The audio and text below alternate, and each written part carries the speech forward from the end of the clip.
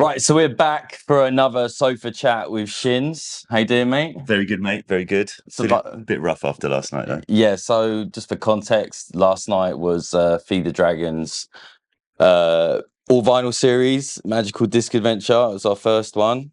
It was good. I'm so knackered now, mate. What a night. Fun. It was so much fun, man. Yeah, thanks for having me. No, mate, thanks for coming down. The Social Room's got a new sound system since last time. It was sounding fat, yeah, because we were here in 2023 and obviously it was good, but like last night it sounded like more enveloping and like not harsh on the ears, and it was just like, I think you could tell because people were like rammed at the back all the way to like 4:30. It was perfect.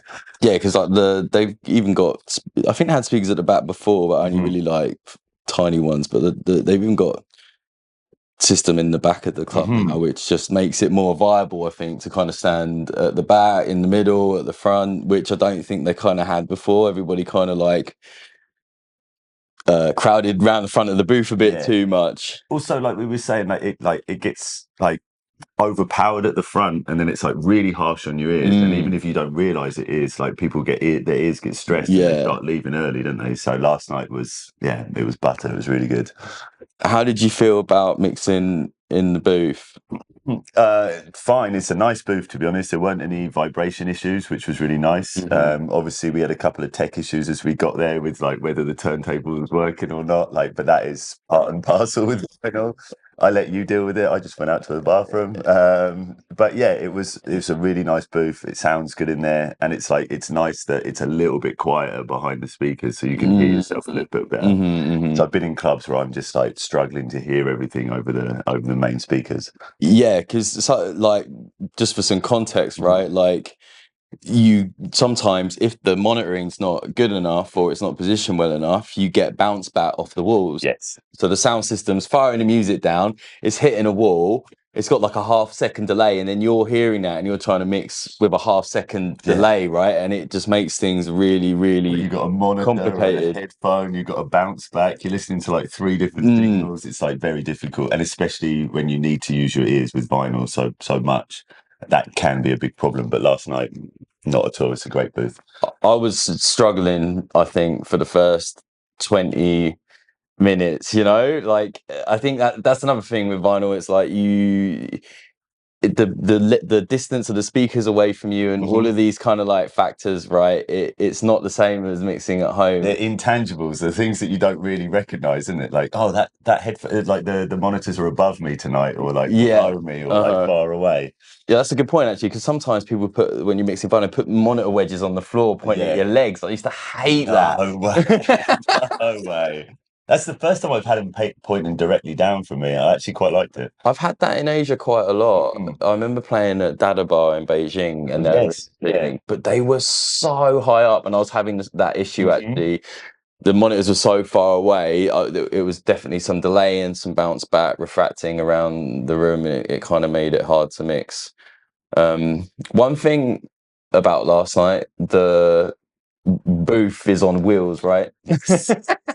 I mean, to be fair, it could have been a lot worse because it was so busy in there. But like only handful of times for like, especially for your mindset, like when it was really busy in there, there's a few times people get a little bit too into it, and it's like, yes, and you're like, no, stop, don't touch it, please, and you're like right in the middle of a mix, and then it skips out of it. So if those recordings ever come out, like you'll hear some like pretty big clangs where it's like not the DJ's fault necessarily. Yeah. Sometimes it was, but I think as well, like people go crazy like the like eat stuff, right? So it's like right when it's like going, and then it's at the highest energy, you know, and then it's like. I've had people before though just like slap stuff, you know, they're like, yeah, and you're like, okay, like do that a little bit further back, please. Yeah. So let's run through a couple of tracks that got dropped last night in your set. You've got one ready lined up, have you? Yes. This one, Soundboy Burial from Gant. It's like the 187 Lockdown remix. And I played this last night, and it went off. I thought it went pretty well. All of the South London masses so tight, the North London masses, Dynamite, East London masses, you know, played a lot of this old speed garage stuff, and it's like nice sounding. Speed garage got a good bit of energy to it, hasn't it? Like Old speed garage, if you ask me. Oh, okay. Yeah, I don't like new speed garage at all. The old man shouts at clouds. Yeah, exactly. And a lot of this stuff, as you know, was produced at like 130 or 128, but sounds good up to 135. Like, it's really versatile. Like, the energy's there, but it's still musical as well. I find a lot of the new stuff is not as musical. Is it all 140 the new stuff, or 138, 138? Right. And it's all like that organ stuff as well, like the M1 organ bass. Okay. Like, I'm not into it. No, not into the M1 organ. No, not at all. This also has on the other side a really good industry standard version as well, like a more groovy version. Okay. Really nice. Where did you pick this record up? Do you remember? This was a present from a man Sawteeth and Soul. Ah, okay. Sawteeth coming. Good, mate. Every time. Basically, your whole record collection. He either gives me or I buy from him. He's the best. Yeah. Don't ask me where he finds them. That's a secret. All right, we'll let this one play out a little bit so everyone can hear it. Yeah, I just played the whole intro there, didn't I? I think that's fine.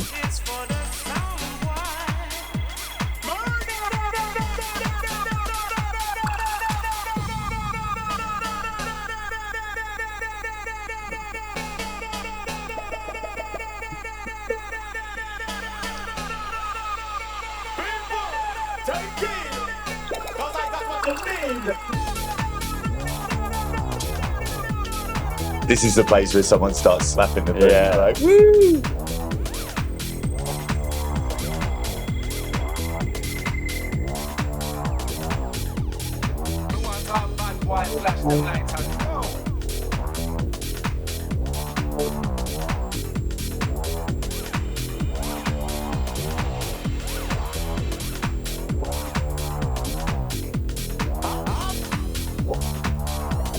One of those songs with so many layers to it as well, like different elements coming in later on, and it reminds me of something. I can't quite put my finger on what it is.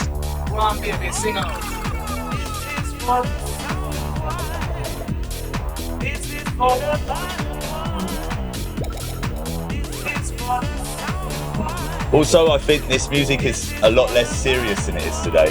Right. It's like, it's fun. It's like really fun.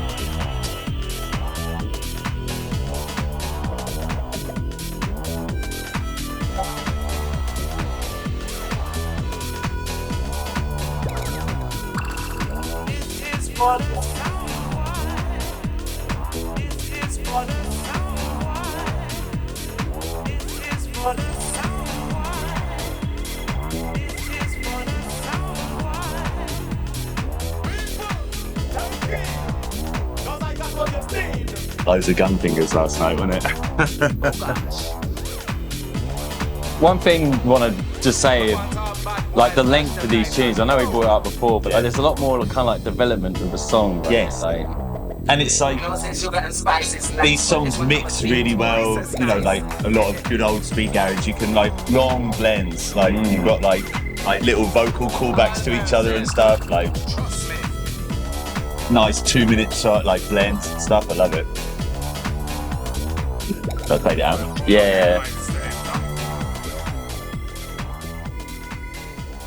Yeah, Gant, Soundboy Burial. Big tune. Positiva as well. Not more of a house label. More of a house label, exactly. Yeah, that's the 187 Lockdown dancehall mix. And also the Clay and Della's industry standard dubplate mix. Very good. Nice. Yeah, Positiva also put out Shy FX Shape Your Body, I think. Did they really? Yeah, they did, yeah. I didn't know that. Yeah, they did. What we got next then? Oh, excuse me. Okay, I'll play one more speed garage one because this one is an absolute weapon. Shout out to Justin for saying he's got a vinyl rip of this. This one is on Gross National Product, which is Rude Boy's label, and Rude Boy is a producer with about 25 aliases. This and the first one on his label, I think it's like 97, like proper speed garage. And I bought it for like 10 quid in Korea, both of them for 10 quid, the first two releases about 2 years ago. And now they're going for about 100, 150 quid, which is ridiculous. And I don't think it was ever digitally released. So Right. But it's just another really fun, really good speed garage track. And again, good at many speeds, but this one's like 135 BPM. And had the crowd going last night as well. See if I remember this one getting dropped.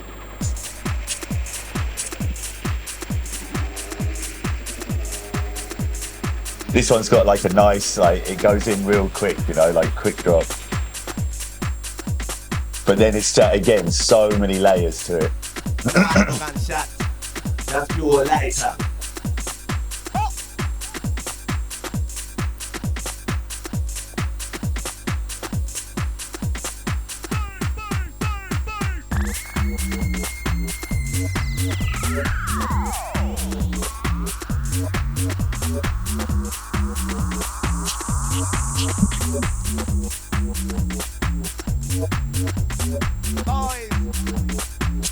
I think someone like Mainplays played this in like some big boiler room or something else. We bought it and the price just went up and up. Okay. It's interesting how price actually really doesn't sometimes have much to do whether the tune is good or not, right? Not at all. Like, obviously this is a great tune, but like you can find so many gems and they're so cheap still. Yeah. Until someone plays a remix and then it's like, oh, done.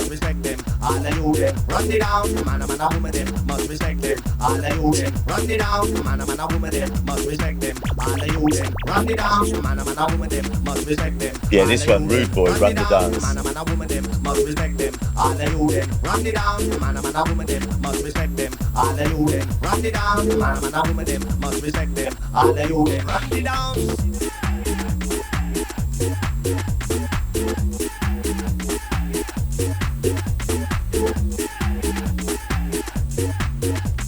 Nice big hands in the air breakdown in a minute as well.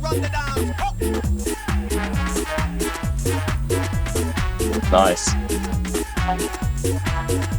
See, I mean, it's just fun, isn't it? Yeah, for sure. Doesn't take itself too seriously.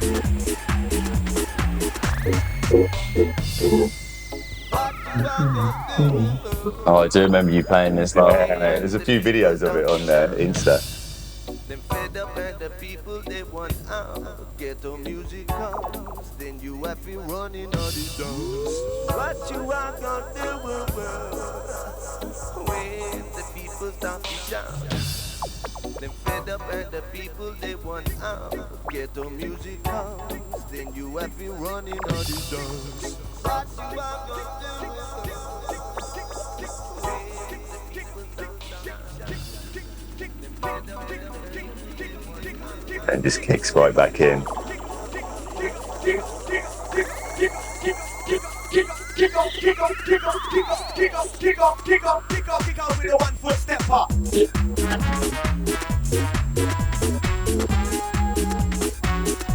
Yeah, weapon. A little scar thing going on. Yeah, basically. It's really fun, man. Love it.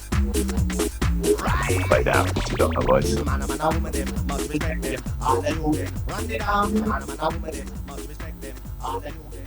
think I'm going to put a tune on that I played last night. Yeah. Actually, huge tune. Some of you probably heard it. But I got another copy of it because my last one was just in such bad condition. This is Calibre, Mr. Maverick. Oh, the best. He's just so good, isn't he, Calibre? Like, He's never missed. No. Like, he's never done a bad song. Yeah. And there's millions of them. It just is like output rate is just crazy, isn't it? He's a classically trained musician as well. Oh, really? Yeah. Even his 120 stuff, like,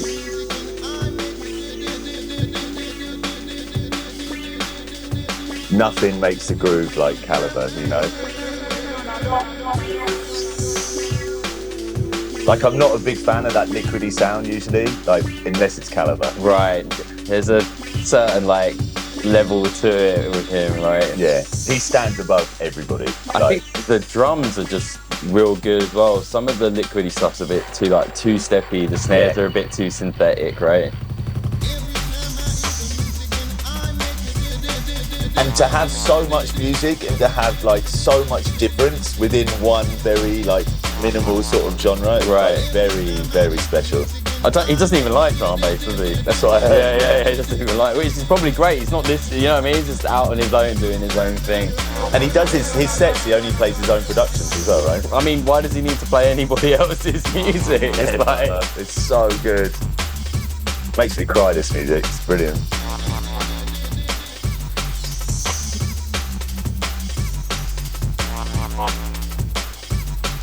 This went down very well, though. Yeah. I kind of knew it would. I played like a hype bit, and then I was like, I'm gonna kind of bring it down a little bit. I like that with like the vinyl sets last night. A lot of people were like taking it on that journey. It's not just like straight up, but like up, down, like back again, you know? Right. I find a lot of the drum and bass right now is just kind of quite one-dimensional. Even if you want to do that, right, there's not enough new music that's like, I don't know, maybe I'm not digging hard enough. Might be as well, yeah. Stuck in the past. Yeah. It's amazing too, man. Big up Eastern Bloc for getting this out to Hong Kong. Literally, this arrived the day before the event, yeah. His stuff is not too expensive on vinyl as well.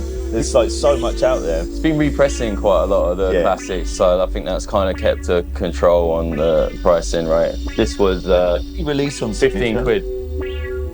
Yeah, I think so. He used to, it was like Creative Source was like the original label he was putting out on, and then why does he need stuff from like Solar back in the day and stuff like that? Yeah, for sure. But mainly remixes on other people's labels, I think. Has he never been remixed? No, never, ever been remixed. I think that's like his policy. I mean, why would you ever mess with it? You can't ever improve this, to be honest.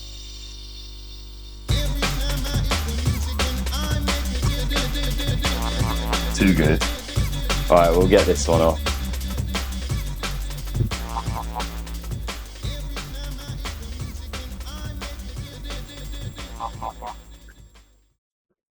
So I was like, last night I was like really impressed with like the crowd just into so many different genres. You know, like Dreyfus started off with some like beautiful broken beat and like two-steppy sort of stuff, and then Mengsy was playing like more breaksy stuff, and like people were with it. Like there were people who were there from start to finish. And then, you know, I started with some garage for half an hour and then went into jungle, and I was a little bit worried that was going to like change the mood, or like the crowd might like change a little bit, but it just got busier and busier. And then straight into your drum and bass and stuff after that as well. I think we didn't tire everybody out early, right? It was really apparent at like 4 a.m. We weren't sure when we like put the night together. I was like 4 a.m. I'm not going to book a set for 4 till 5 because I just don't know if 4 a.m. rolled around, there was still loads of people in the venue because I think it had that rise into it, right? We didn't really get to the peak energy until I think Stefan got on, right? It was all very controlled, and Stefan just came in and bang! Yeah. Like, and that's what you want at the end, because then you want people to start getting tired, because you like, you know, we all want to go home at like 5 a.m. Like you don't want to be there till like 6, 7 or something. And it's like, okay, like you want everyone going like absolutely mental right at the end, and then like starting to crash and like go home happy. It was perfect. It was programmed, I guess, a lot more like an old event, right? It was not stuck in one genre, loads of different styles of music, and it was programmed. Every DJ was kind of controlled to like. Well, I think like when you're selecting records to play, it's a very different process than like looking at Record Box or whatever software you're using to like go through thousands of tracks. You're pulling records going like, this is what I could play early, and you pick a group of records to play at that time, like this mood change, this vibe change. So you've kind of like, if you're like, depending on your style, you're sort of picking songs in a journey. You don't necessarily play the exact order or whatever you've got, but like you're picking that like selection that is much more like curated than it could be with like everything on a USB. And then you're just, if I'm on USB, I'm there going like, oh, which one do I pick? Which one do I pick? But you've done that at home already. And then sometimes if you're on a USB, you get trapped into just playing bangers, like, or like whatever, right? Because it's like, what can I play? Like, yeah, I mean, you've got the option to just like, oh, fuck it, I'll just play a banger, fuck it, you know. Yeah. And every DJ, right, had if you got USB, would have the opportunity to like at 11 o'clock, at midnight, at 1, just be like, oh, fuck it, let's just like hype it up, right? But yeah, you're right. Once you leave with your bag of records, I guess that kind of keeps control on it, right? Like a little bit, you know? And it forces you to think about it deeply before you start, because once you've left, you can't pick up another record. So you're like, okay. And you know, like you picking so many records before we left. Advisor, we spent all day watching him like just like pick tune after tune and then going, is that enough? No, let's another bag. My plan was taking 3 bags, but I gave up on that. And lucky I did, because, you know, I probably only paid 60% of what I bought out of me, to be honest. Yeah. I bought way too many records because you gave me enough luggage allowance. So I bought far too many. But I mix a lot slower than you do. You'll start, especially with drum and bass, like you're playing like 3 tunes in, like play one in its length and then play like phrases from other tunes. It's amazing to watch. If you haven't seen him play, like you need to, because it's like very, very special. I'm a lot slower and I like take my time with it. If I don't fuck it up, I think I fucked up quite a few fucking mixes last night. You're the only one who heard that. Oh, really? Like Mengsy was saying, she's like, oh, I was a little bit, and I was like, no, like no one heard that. That was like perfect. That was really good. Shout out to Mengsy on her first ever. Big up, Mengsy. That was so good. Yeah. So good. Everyone was good last night. It was like, very positive. You can, when you ever first do your first ever vinyl set and you try and pick up the needle, right? And like the adrenaline and the nerves is so high, it like you can see it in like people's hands when they pick up the tone up. Done that I did it last night. I was like, of course. And like we were saying as well, like you were saying, I'm getting a little bit like butterflies before the gig. If you're not nervous, like in a good way, not like terrified, but if you're not a little nervous before a gig, then it shows you don't care about it anymore. And like with vinyl, I'm always nervous. Like I'm always like, like, did I pick the right songs? Like, am I like, and then you play one mix and you're like, yeah, fuck it, I'm in it. Like, it's good. It's definitely, I was definitely nervous, more nervous than I am normally. I was unsure about the setup and everything else, and you've got all these things playing in your mind. Like, I mean, there's so much that can go wrong. I know. But luckily, like, really not much went wrong last night. So, I mean... we ironed out most of the issues during Nick's set. Thanks, Nick.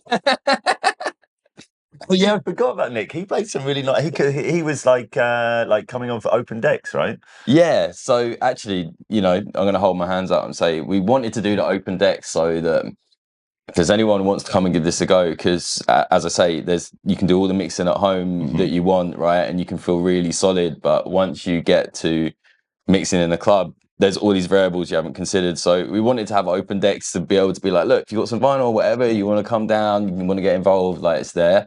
Unfortunately, nobody signed up for the open decks. Maybe a bit too niche of an event at the moment. But I think that's a beautiful idea because, like, as you said, it's like mixing in your home setup. You get really comfortable and you feel like really good, and then you go to a club and you're like, wait a minute, this is totally different. The decks are rusty, like the mixer's wobbling. Zeros at like 2 on one and like -1 on the other, and you're like, oh shit, like what's going on? And you know what? There's no amount of practice that you can do that will solve that issue until you play in a club. You just cannot replicate that anywhere but going to a club. So I feel like that open decks channel always needs to be open. You're a vinyl DJ, you want to get into it, you want an opportunity, hit us up basically. And you know, with vinyl, you don't even have to mix the songs. Like if you like, and with any DJing, it's about selection first and foremost. Technique is obviously important, but like you can play great songs and like just hard fade out of them into other songs. And if you like play them well, like the mixing is secondary. Like, and I know a DJ in Seoul who rarely mixes, and he plays absolutely banging sets and gets the crowd going wild. And it's how you play it, like not necessarily like the technique. I think that selector vibe is way more kind of like accepted in vinyl, right? Like, and people forgiving mistakes as well, because they can see you're like, oh shit, like trying to balance stuff together and like, and they're like, okay, yeah, that one's gone. Like, I'll just take that one off. Like, it's not going to be perfect every time, but that also adds to like the fun of it, and I think people respond to that as well.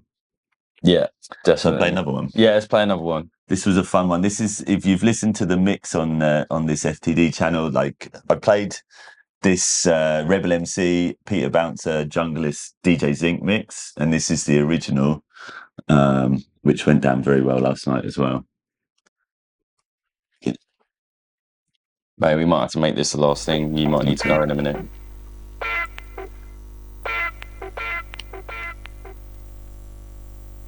It's a big intro, isn't it? So where did you get this from? Do you remember? I picked this up in Click Records. Shout out to Antoine, our favourite place, The Edge in Seoul, where you and I played together. We talked about it in the last interview. Antoine gets a lot of good music in. But yeah, I picked this one up there. Very cheap, actually. It's good to see some old school ravers in there last night as well. You play some classics and they're like...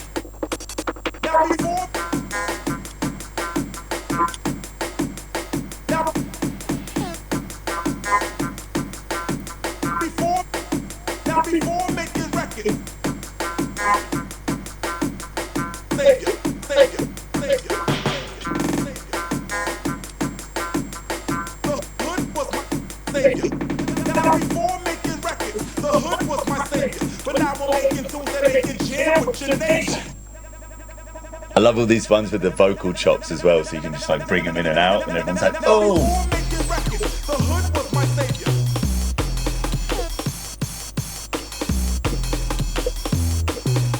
Too black, too strong.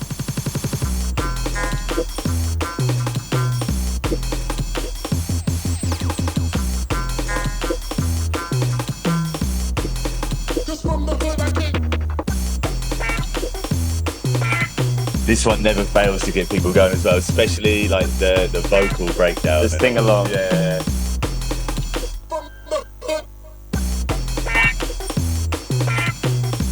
What year was this one? Like 95, 94? 95.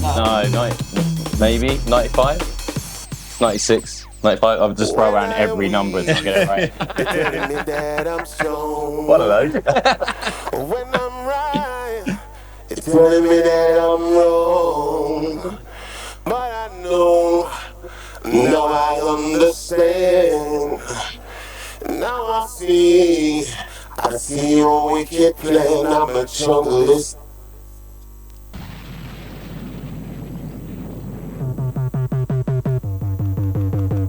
I'm a junglist. Any song that calls me a junglist as well, yeah, fuck yeah. Try to change my plan. Understand. Why won't you understand? I'm a junglist. Understand.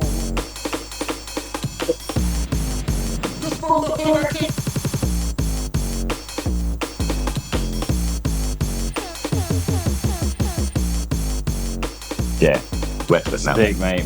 Love that. Big up Peter the Bouncer. Yeah. That one on Congo Natty, like from 93, 94, 95, 96, 97, 98, one of those years, right? Yeah, definitely. Somewhere in the 90s. Did I get it right? You win. Okay. All right, we probably need to wrap this up. As much as I actually kind of want to carry on chatting, Shins has got to head off to the airport, and I don't want to be responsible for him missing his flight. Yeah, my wife wouldn't be happy. No. Yeah. So yeah, like, comment, subscribe, all that good shit. Check out Shin's IG, it's in the caption below, and we'll see you for the next podcast event thing. Nice one. Yes, bruv.